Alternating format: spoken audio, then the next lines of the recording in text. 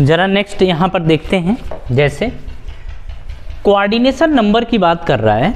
Coordination number होता क्या है, हम इसके बारे में देखते हैं। बोलते हैं it is equal to the number of sigma bond या कोऑर्डिनेट्स अराउंड सेंट्रल एटम। ठीक है, इसको समझ लेते हैं।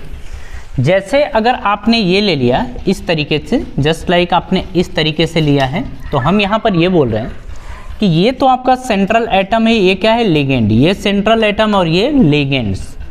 तो कोऑर्डिनेशन नंबर का मतलब क्या है कि सेंट्रल एटम से और लिगेंड, सेंट्रल एटम और लिगेंड के बीच में जितने बॉन्ड बन रहे हैं उसी को हम बोलते हैं कोऑर्डिनेशन नंबर। ठीक है, तो अगर देखा जाए तो पहला M और लिगेंड कितने हैं, 3, तो 1 2 और ये 3 के 3 लिगेंड इसके साथ क्या बना रहे हैं, कोऑर्डिनेट बॉन्ड बना रहे हैं। तो आप यहाँ पर बोलेंगे कि कोऑर्डिनेशन नंबर जो है आपका वो 3 है। कोऑर्डिनेशन नंबर कितना है, 3। तो ये A वाला हिस्सा है। B वाले की बात करें तो यहाँ पर आप देखिए, ध्यान से समझिएगा, इसका मतलब इसके साथ ये लिगेंड कितने बॉन्ड बना रहा है, 3।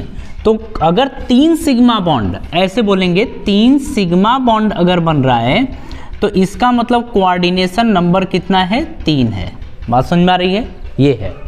अगर यहाँ पर बात करें कि ये आपका मेटल है, तो ये M, कितने बॉन्ड बन रहे हैं, कितने लिगेंड से, 4। तो ये 4 लिगेंड आप देख रहे हैं और ये चारों के चारों लिगेंड इसके साथ सिग्मा बॉन्ड बना रहे हैं। तो आप यहाँ पर देख रहे हैं कितने सिग्मा बॉन्ड बन रहे हैं, 1 2 3 4 सिग्मा बॉन्ड बन रहे हैं। तो आपने बोला कि 4 सिग्मा बॉन्ड यहाँ पर बन रहा है, यानी कि कोऑर्डिनेशन नंबर कितना है, 4। बात समझ में आ रही है, ये तो एक बात हो गई। अब देखिए यहाँ पर बात करें अगर निकिल की, तो निकिल के साथ आप ना डायरेक्ट समझ लीजिए, इसको हम A की बात कर रहे हैं।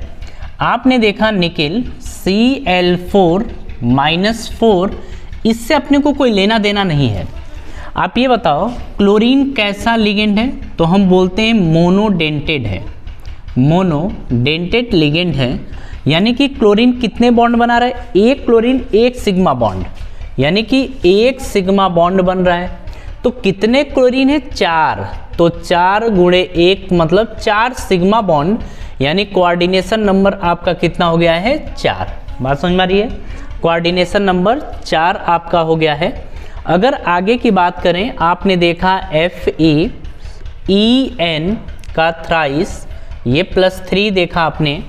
अगर हम इन की बात करें तो एथिलीन डाई एमीन होता था, और इसको हमने देखा था बाईडेंटेड लिगेंड है।